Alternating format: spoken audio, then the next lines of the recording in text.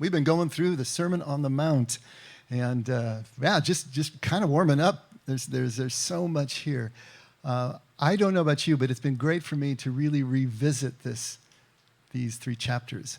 It's been good to dig back in again. It's been the centerpiece of my life for 2 decades now, but to really get back into the detail and the verse by verse has been amazing. So I hope it is for you. If not, I'm going to try to get you all excited and intrigued here, see what we can do. It's getting to be a few years ago now. I was speaking at another church, and after I finished speaking, 2 women came up, hand in hand, one kind of almost towing the other, and the second woman obviously was pretty distraught. And her friend said to me, this is my friend, and she has a friend who a few years ago married a Jew and converted to Judaism. And then just a couple weeks ago, she took her own life. And the look on this other woman's face was just so, can you tell us where she is now? I mean, that was the question, right? So she leaves Christianity, converts to Judaism, strike 1, and then she kills herself, strike 3, 4, and 5, I guess. They were looking for another way to be able to do the math. How do you do this? What's possible? Because she loved her friend so much and couldn't bear to think that she was out of reach. It's only a problem. A question like this is only a problem when we're thinking legally. As soon as we move out of the legality and we move back into relationship, everything just kind of comes back into focus. If you think about it, she married a Jew. She wanted to keep peace in her home. She loved this man. Did she really leave her Christian roots? Did she leave what she believed about Jesus? Outwardly, yeah, she joined another church. But what was her motivation for that? She loved her husband. She wanted to have continuity and connection in the home. And then wherever drove her to suicide, every suicide that I've ever known, they didn't want to die. They wanted the hurting to stop. And there's a huge difference to that. She couldn't find her way to find out how to make the hurting stop. Now, if I can understand that, obviously God can understand that. It's just this legality, this way of thinking, locks us into seeing God as this person, this being, who is a slave to his own holiness, is a slave to his own righteousness. And then there is no other way to do the math. Why would I be so convinced and be so confident in telling these 2 women what I told them? That of course God still accepts your friend. Because Jesus has convinced me to be that bold. Jesus has convinced me that this is the way his Father loves, because this is the way he loves. And the Sermon on the Mount is all about making that huge and fundamental worldview shift away from legalism, away from quid pro quo, away from this idea that performance is all that God is looking at, and into another way to do the math. Jesus convinced me, and he's working so hard in Matthew chapter 5 to get all of us to see this the same way. How can we start to undo these unconscious core beliefs, these beliefs and this belief system that has been drilled into us from the earliest age and reinforced by all the institutions that we have since visited since leaving our home and our family? Those bones we talked about, right? The bones, the unseen part of ourselves that actually gives us our shape, our core unconscious beliefs, unseen, but give us the shape of the way that we look at the world. Jesus is trying to change all that. Take a look at Matthew 5, just a quick review and run-up to the verse we're going to be taking a look at, or the passage we're going to be taking a look at. Matthew 5, starting at verse 17. Do not think that I came to abolish the law or the prophets. I did not come to abolish, but to fulfill. For truly I say to you, until heaven and earth pass away, not the smallest letter or stroke shall pass from the law until all is accomplished. Whoever then annuls one of the least of these commandments and teaches others to do the same shall be called the least in the kingdom of heaven. But whoever keeps and teaches them, he shall be called great in the kingdom of heaven. Now, to our ears, that still sounds pretty legal, But the truth of the matter is the purpose of the law. What is this purpose of the law that Jesus is fulfilling? Well, obviously it's love. The purpose of the law is to preserve life, to keep it going, to preserve the life of the community, to keep that going, to bring the awareness of the presence of God and each other, to become identified, not just with self, but with God's presence and the presence of the other. That's the purpose of the law. And if we realize that, the purpose of the law is not about what is unlawful and to punish that. The purpose of the law is to bring us into greater connection and oneness. Everything starts to change. The law is not an absolute instrument. The law is the guidance or the teaching of Moses. That's what Torah really means. And we start to change just a little bit. Things starts to turn until heaven and earth pass away. Not even the smallest stroke of the law will be annulled. But to pass away means, in Aramaic, to cross a limit or a threshold or a boundary, to actually merge.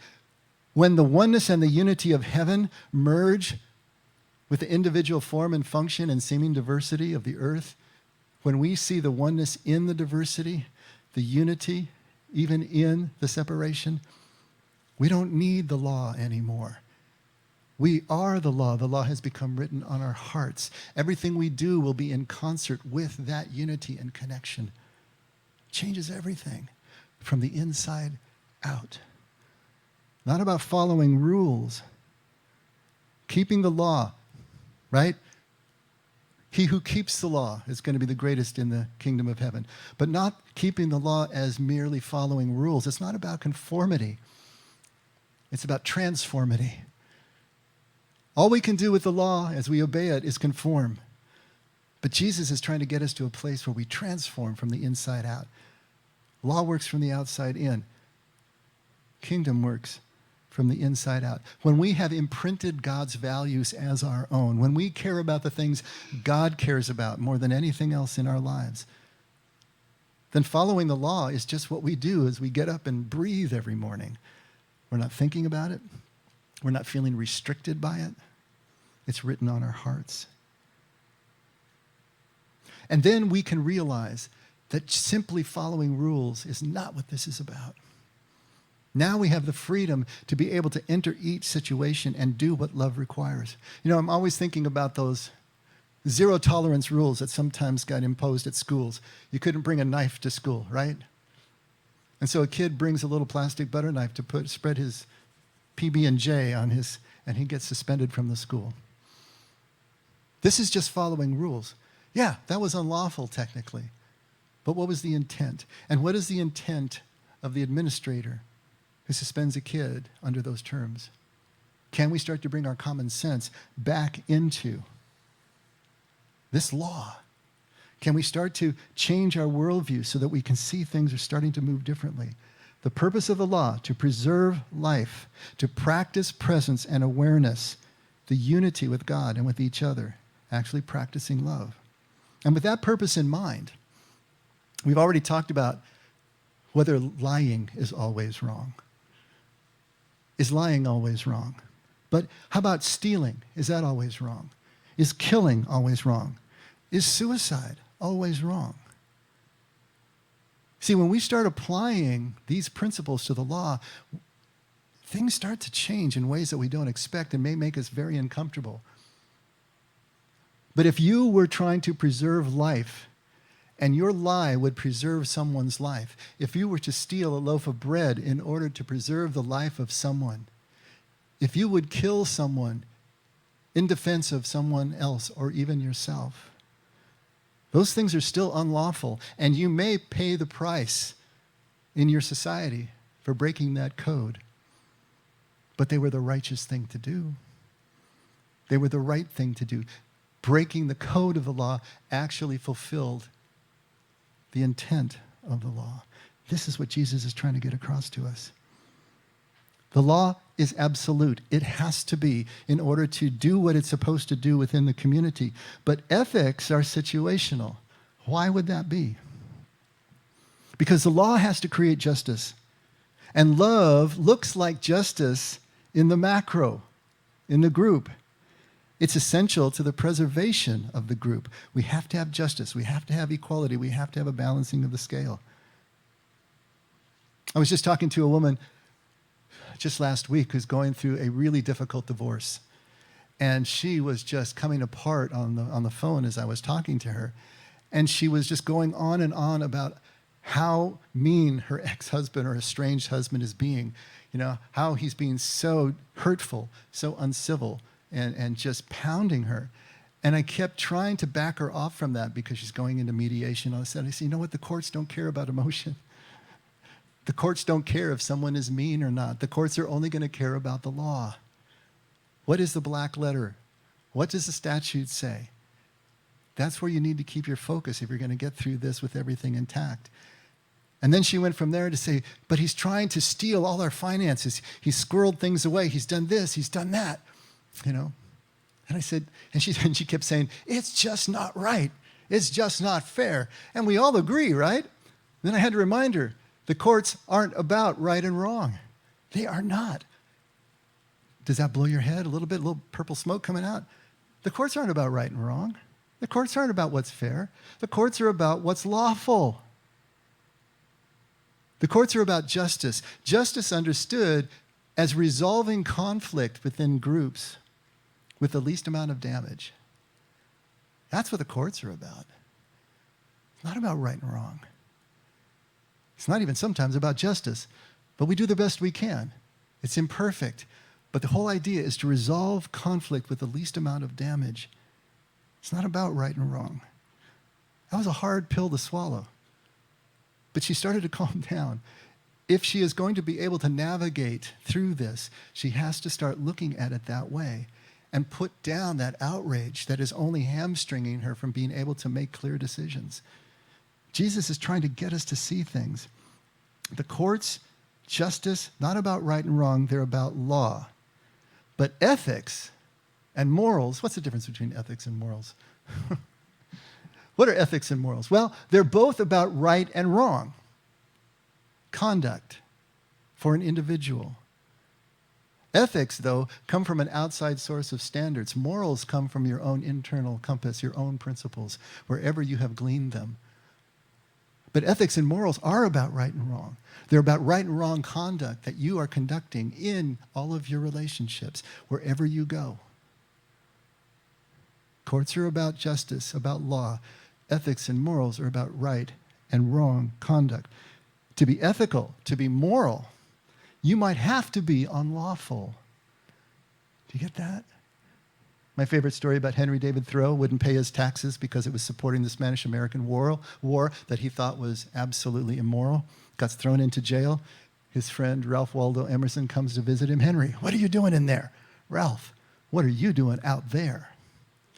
Sometimes to be ethical, sometimes to be moral, you have to be unlawful. And you sometimes have to pay the price of that unlawfulness. But where else are you going to be? This is the distinction that Jesus is trying to get across to us. Take a look at the chart if you have the little insert. And let's see if we can put a little bit finer point on this. I usually don't like charts because they take us into intellectual land. But maybe in this particular case, it'll help us. Down that center column there, we're going to look at the context of what we're talking about. The emphasis of whatever system, whatever context demands. What is the emphasis? What is the goal? What is the means to that goal?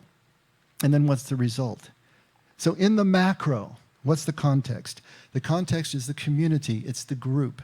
It's three or more, right? The emphasis, of course, is the law. And the goal of law is justice, resolving that conflict. The means to all of this is obedience. There has to be obedience to the law. And the result is conformance. Really, that's what this is all about. The law is about conformance. If the law can make everybody conform within certain, parameters, right? Then society works. The trains run on time. We can go to the mall and do things, and we're not going to get accosted. But in the micro, take a look. The context is now personal. The emphasis is ethics or morals. The goal is mercy. And the means to that mercy, of course, is love. And the result is transformance, not conformance. As I said, the law works from the outside in. It tries to conform us. Kingdom works from the inside out. And it's only until the heart is transformed that anybody is going to see any change from the outside. But it works from the inside out. Two very different systems. And the important thing to remember is that the law can't make us ethical or moral, because that comes from the inside out. But ethics and morality generally do make us lawful. And at least they don't make us malicious. Even if we do unlawful things, we're not doing them for a malicious reason. And if we can't get this, if we can't understand these changes in worldview, in shift of core values, then God's love will always be a mystery to us. You ever know someone who just couldn't figure out computers? You know, they have no idea when they save a document, where does it go? It just goes out someplace, you know. We have no idea where it goes. They don't understand the filing system. They don't understand about fixed storage and RAM, and and it's always a mystery to them. It's always just kind of random in terms of whether they're ever going to see that file again that they just saved, you know. It's going to be that way with us. If we don't get this, God's love is always going to be that kind of mystery. It's always sort of here and there, and we just never know, where did it go? Where did I put it? How do I get it back? This is foundational. If we're ever going to have God's love as a repeatable force in our life that can guide us, that can give us the permission to be fearlessly vulnerable, to let go of our defenses repeatedly in relationships, it's because we start to understand this right here. We're never going to get God's love. We'll never get kingdom until we can start to make some of these distinctions. Now, Jesus is going to give us 6 different scenarios. Scholars have called these the 6 antitheses, the 6 great antitheses. We're going to take a look at the first one this morning, and it's about murder. But the antitheses are illustrations of the law being fulfilled in love, being fulfilled in kingdom. How does that work? What does it look like? And he's going to take 6 very, very specific areas that were affecting the people in their daily lives. And he has a formula. And he'll start with, you've heard of old. And then he's going to give the macro formula of the law down that left-hand column that we were just taking a look at. And then he'll say, but I am telling you. And then he's going to move it over into that right-hand column, into the micro column. And this is a rabbinic teaching technique, to be able to contrast what is false and what is true, what is limiting and what is freeing, right? And put it in a parallel kind of construction. Hence the antithesis idea here. So this is going to be a contrasting. So he's going to look at 6 key areas. He's going to look at murder, adultery, divorce, oaths, taking of oaths, retribution, and the treatment of enemies, just in succession here, taking us out through the end of chapter 5. So the first one about murder, let's take a look. Matthew 5, starting at verse 21. You have heard that the ancients were told. So there's the beginning of his formula, right? And if it's in all caps, that means it's being quoted from the Old Testament. All right, so this comes right out of the Decalogue, right out of Exodus 20, the 10 Commandments. You have heard that the ancients were told, you shall not commit murder, and whoever commits murder shall be liable to the court. But I say to you that everyone who is, okay, shifting over to micro, I say to you that everyone who is angry with his brother shall be guilty before the court. And whoever says to his brother, you good for nothing, shall be guilty before the Supreme Court. And whoever says, you fool, shall be guilty enough to go into the fiery hell. All right. Tough words, sounds like, right? First thing we want to do is break a couple of things down. First, there's a difference between murder and killing. Okay, the word used in the 10 Commandments is ratzach. Ratzach means murder. Versus harag. Harag means to kill. What is the difference between murder and killing? Well, murder is killing with no moral justification for it. We would call that probably manslaughter, right? Well, we'd call murder, there's first degree, second degree murder, and then there's manslaughter, sometimes called 3-degree murder. There's also felony murder, which is kind of strange.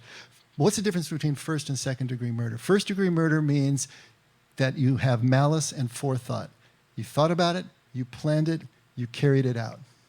Felony murder means that maybe you didn't plan it, but it happened while you were committing a felony. In other words, you go in for armed robbery and you end up shooting someone you didn't mean to shoot. Still first degree. Second degree is the passion in the moment. You didn't intend to kill the person, but you did, right in the moment with no planning. Manslaughter could be an accident that happened or something that was completely just peripheral, but it still rises to the level because it was reckless endangerment or whatever was going on. So everybody understands these distinctions in killing. We have to understand them. The Decalogue says, thou shalt not murder. It doesn't say thou shalt not kill. There's a difference between that. Killing with a moral justification was still understood. And in the ancient times for Israel, we have to understand that it was an honor and shame society. Anybody know about honor and shame societies? It's absolutely essential that we understand that Israel was an honor and shame society at the time that the scriptures were written. Honor and shame society are collectivist societies. It means that the person really didn't have any identity as an individual, but only had an identity as their group, as their family, as their clan, as their tribe, and as their nation. Okay? So their identity was with that group primarily. Everything happened within that group. Survival was in that group. And the most important thing to that family or to that clan was its reputation among all the other families in clan. Honor was the most important thing. To maintain honor was the most important thing. To be shamed, to be taken out of that place of honor was the worst thing that could happen in their society. Now here's the key. Since a person is only a part of the tribe or the clan, if a person gained honor, they gained honor for the entire tribe, the entire family. And if they gained shame, they shamed the entire tribe or family. And they took it just as if they had done it themselves. The entire family was either honored or shamed. When we hear sometimes in these Middle Eastern societies where a girl, let's say, becomes pregnant out of wedlock or does something outside of the traditional norm and the brothers go and kill her, this is an honor and shame society. They do that because she has brought shame onto all of them. And the only way to balance that out is to take the aggressive action. So if somebody from another family kills someone in your family, that brings shame and dishonor to your family. And it must be avenged in order to bring honor back. And so they would then have to kill someone from the family that killed them. And then they would be shamed, and so they would have to kill. Whole families were wiped out. Hatfield and McCoy kind of stuff here, because it was called blood vengeance. You had to restore honor to your tribe. Now, the Jews try to mitigate that. It sounds like the lex talionis, an eye for an eye and a tooth for a tooth, is something that's really harsh. Really, it was limiting the amount of damage that could be done. At least you're only going to take from the other person what was taken from you. And in actuality, there's no real record that this was done. Fines were imposed instead. But they also realized that it made no sense that if someone killed a member of another tribe, you could kill that person because that's the blood vengeance, but you couldn't go and kill his family as well. That was off limits. And then to make a distinction between first and second degree murder or manslaughter, they said, look, establish 6 cities that are refuge cities, and they're close enough and spaced apart enough that someone could get there quickly. So the example in Deuteronomy is if you go out into the woods to cut down some wood and your axe handle flies out and kills your neighbor, all right, that would be manslaughter. It wasn't anything that you were guilty of, but it would initiate the blood vengeance, right? So the person whose axe handle flew and killed the other person could flee to one of the refuge cities. And if he got there before they killed him, then he was safe. But then he would have to go on trial. And if he was found innocent, then he could return. If he was found guilty of actual murder, then he would be stoned to death. And the witnesses, there had to be 2 or 3 witnesses in order for him to be convicted, or her. And then the witnesses would throw the first stones and the rest of the community would follow in after that. This was their system. And it's important for us to kind of have that as a backdrop, have that as context for what Jesus is saying here, right? In verse 22, when he says, I say to you, there's a shift now from macro to micro, from just law now, right, to ethics, from conformance merely to transformance. The goal is not obedience. The goal is this oneness and this presence and this transformation, this kingdom that Jesus is trying to get the people to start thinking in terms of in all of their relationships. Because obeying the law is not enough. It will not create kingdom. Let's read the whole thing again, just real quickly, and then we're going to break it down. You've heard it said that the ancients were told, you shall not commit murder, and whoever commits murder shall be liable to the court. But I say to you that everyone who is angry with his brother will be guilty before the court. Whoever says to his brother, you good for nothing, which is not much of an insult in our culture, right? You good for nothing, shall be guilty before the Supreme Court. And whoever says, you fool, shall be guilty enough to go into the fiery hell. Now there's 3 levels there, right? The law moves from the outside in, kingdom from the inside out. What is Jesus saying here? He's making a shift that as soon as you have the angry thought, right? As soon as there's an angry thought, you've already left kingdom. The relationship has already been compromised. There's already a change in you. You haven't done any harm yet to the outside, if you can keep a poker face enough, right?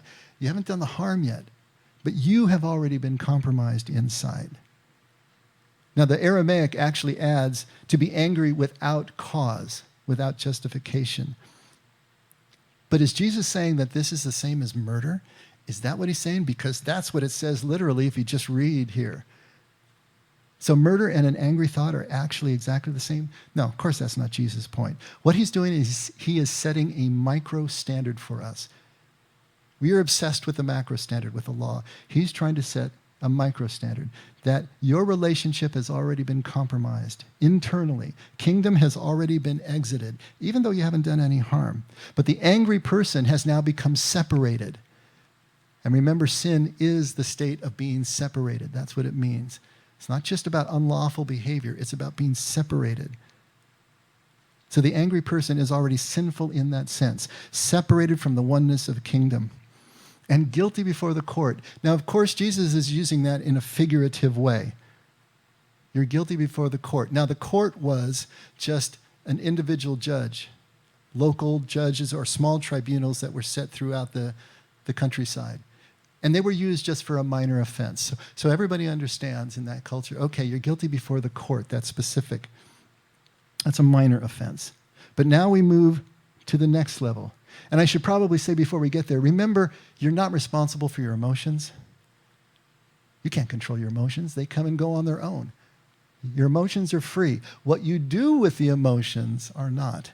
And this is what Jesus is trying to get across. There is no sin. There is no shame in getting angry. Sometimes your anger is justified. But even if it's not, until you do something about it, you're all right. Become aware of the anger. See how it is affecting you and what it's triggering you to do.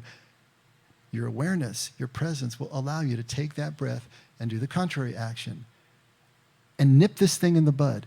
Each one of these levels is an escalation toward physical violence, toward the murder that is the black letter written law. And Jesus is trying to get us to stop it. So at the second level, we have a verbal insult. You good for nothing. Wouldn't even raise anyone's blood pressure in our society, right? But raha in Aramaic means literally, I spit upon you, which would be one of the most horrible things that you could do in that culture, is to spit upon someone. But it does mean to be empty or to be worthless or an imbecile. Okay, so it's an insult. It's an escalation. Once you say it, once you ring that bell, you can't unring it. You can't take it back. And it does damage the honor of the other person. Won't necessarily escalate to physical violence, but you have now damaged the relationship. And Jesus says, now you're guilty before the Supreme Court. Now that translates as the assembly, literally, in Aramaic. And it could mean that there were assemblies within the synagogues that also adjudicated conflicts between individuals. But it could also mean the Sanhedrin, which was their 70-member Supreme Court that convened in Jerusalem. But he's talking about now this is a greater offense, right? And then you get to the third level, which is an actual incitement to violence. Lelah, the word there that has been translated as fool, can also mean coward. But it was the type of insult that was so great. I mean, think about the worst thing you can say to someone in our culture that's guaranteed to cause a food fight. This would be that word. Because as soon as you say it, it can't be ignored by the aggrieved party. They have to act on it in an honor and shame society. And so now you've got violence. Now you've got physical violence. And Jesus says, now you're guilty of the fiery hell. Well, that's an unfortunate translation because the word there is Gehenna. And we've talked about this so many times, that Gehenna doesn't mean hell in the way we mean hell, but it does mean a place of purification. And yes, the fires were burning, and the fires were understood to be purifying in the way that salt and fire both purify organic refuse. It was a purifying fire, but it was still painful. It was still a cross between punishment and purification. And it was the ultimate punishment and purification. And so Jesus is saying, this is a major offense now. You have escalated from just the angry thought. He's trying to get us to think internally. He's trying to get us to be able to see that kingdom values start from the inside. And at the first compromise, at the first anger, at the first separation of our relationships, be aware there. Stop it there. Act then. Don't feel that you are justified to take it to the next level or the next level or the one after that. Loss of kingdom is what internally escalates us to eventual unlawful behavior and to loss of relationship.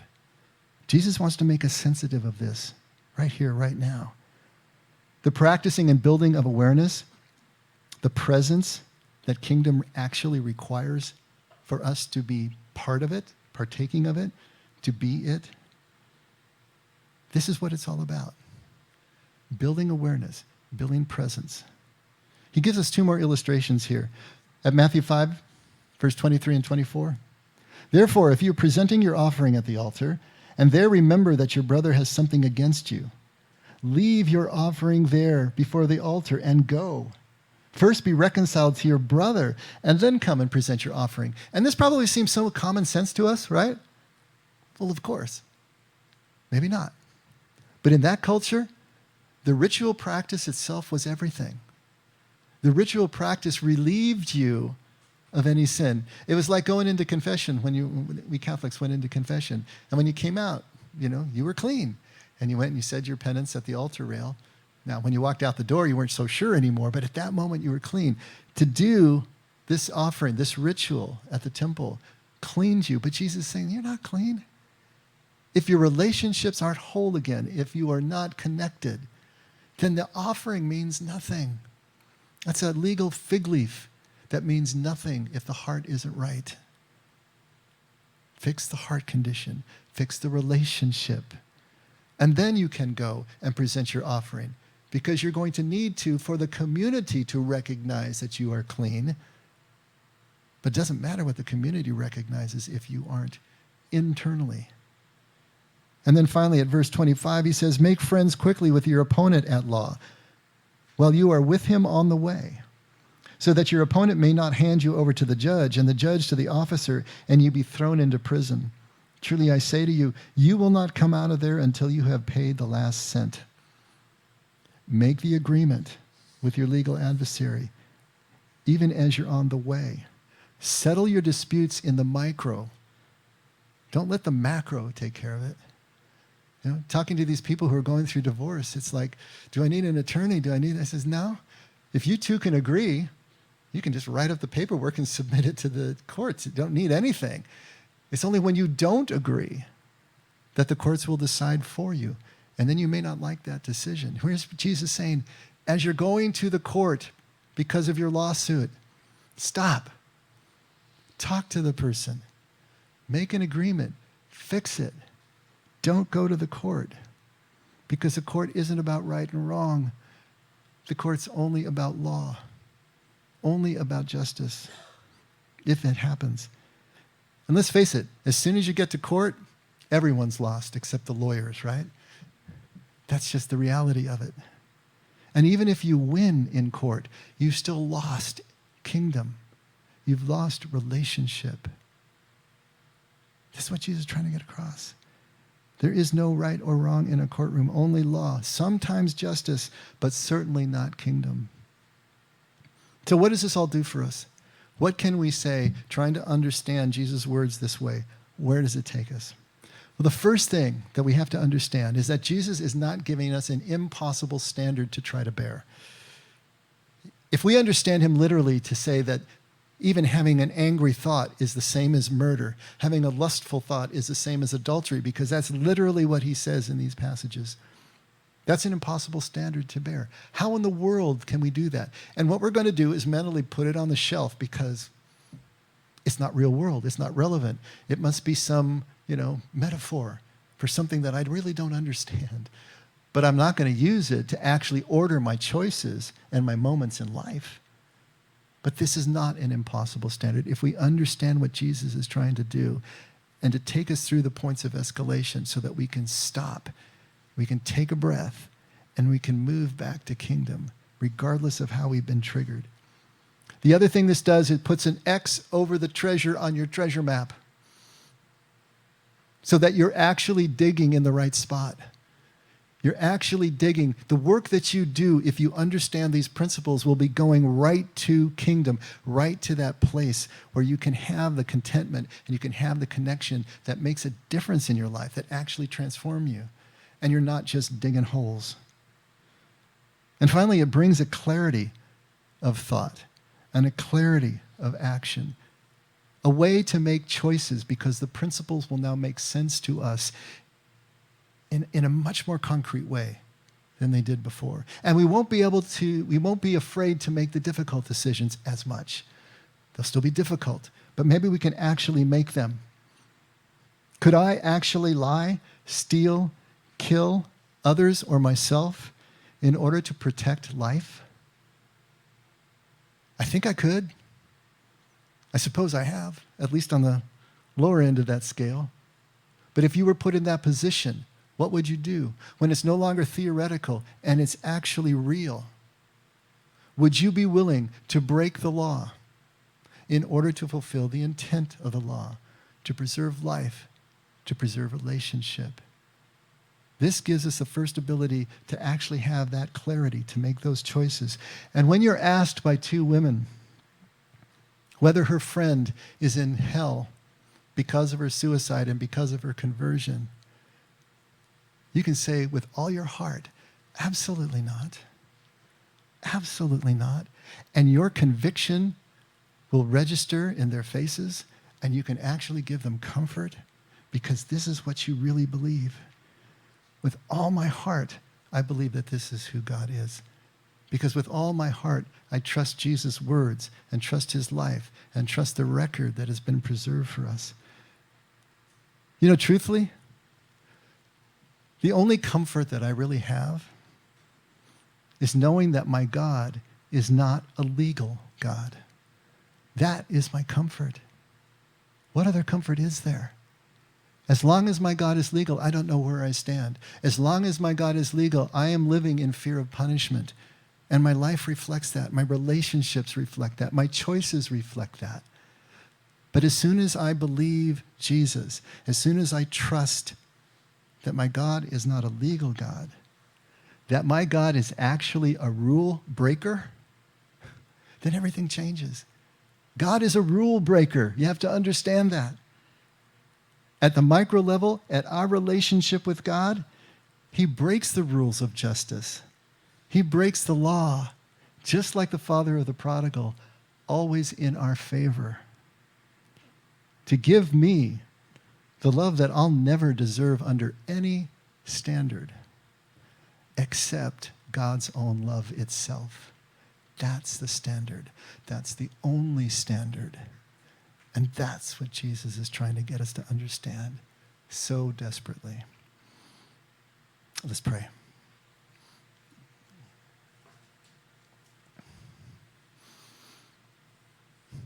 Father, thanks for breaking the rules in our favor. Thanks for being willing to do that. To be willing to look at us, not through the lens of the law, not through lawfulness, but just through your own love. That you love us this much. You love us this desperately. You love us this completely, this constantly. That you are love and can't be anything else. This is so too good to be true, Father. Help us to begin to trust it anyway. Help us to look inside and see where our strongholds still are.